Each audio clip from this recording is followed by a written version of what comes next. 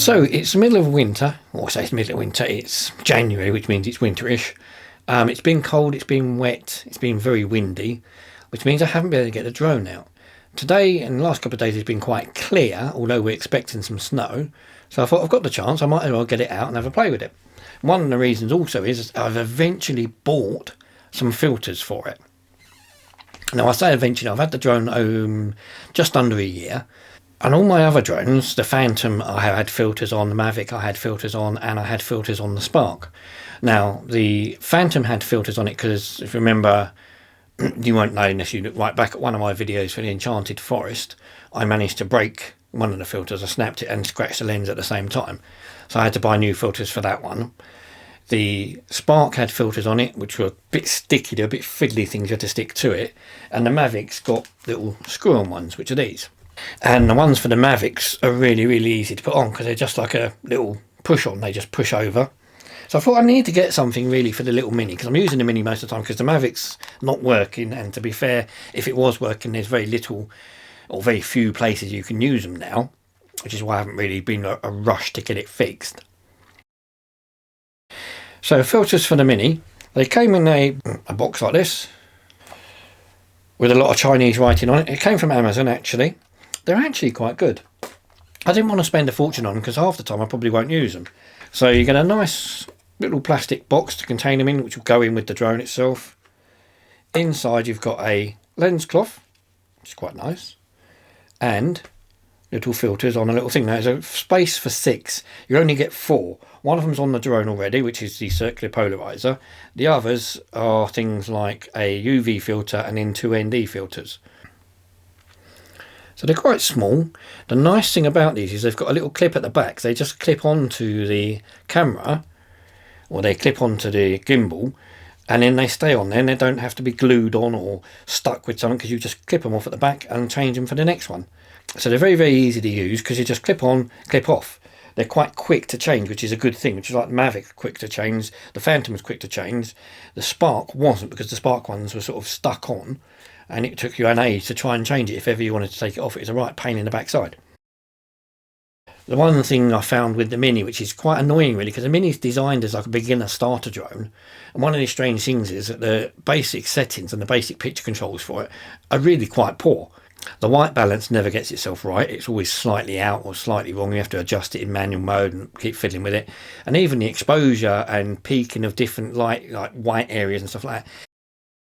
So the fields behind me, which I'm filming over now, I filmed a couple of years ago, and it was snowy, icy and very cold. It's actually nice and white, and I had my Vans winter boots on. It's cold, it's still January, it's still very freezy coldy, although we said we're going to get snow. Certain parts of the country have got snow, we haven't. But it is still cold enough that I need to warm the drone up before it flies off, because I don't want it flying off in the freezing cold, because it doesn't like it, so you have to warm the motors up a little bit. The home point has been updated. Please check it on the map. Because I've not had a filter on it before, and it's about time.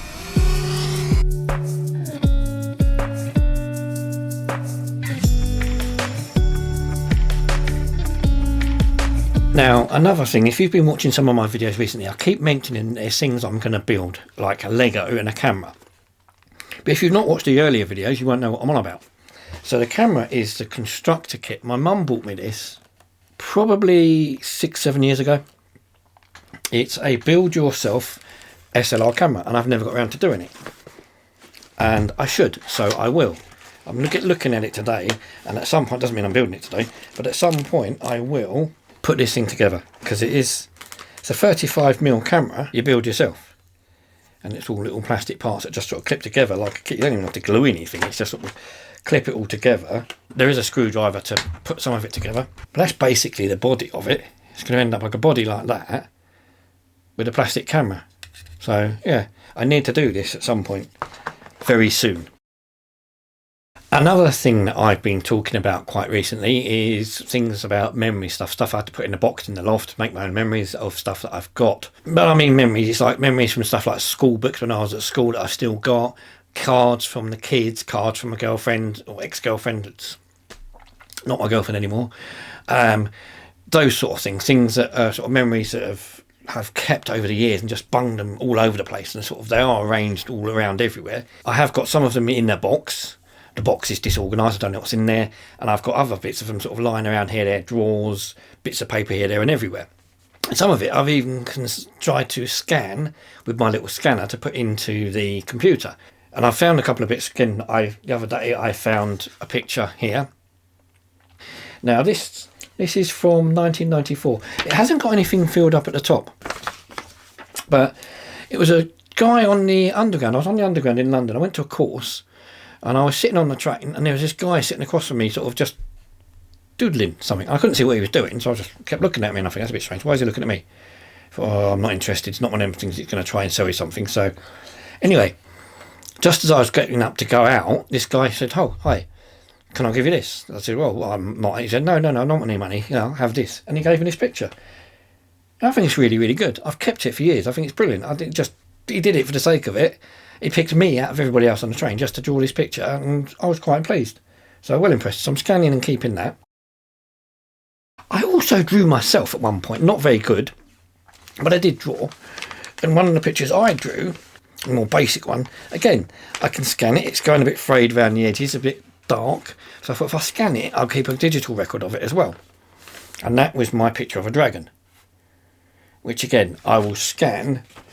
And that way I've got that goes up in the memory box, but also I've got record of it on the computer and then on one of my 50 million hard drives that hopefully I won't lose it. And then when I do eventually get a new computer, which I keep saying I will, and I really, really need to, when I get a new computer, I can transfer all that, well, keep it on hard drives, and then if I ever need it for anything, I can keep it and look at it and get it whenever I want it, sort of thing.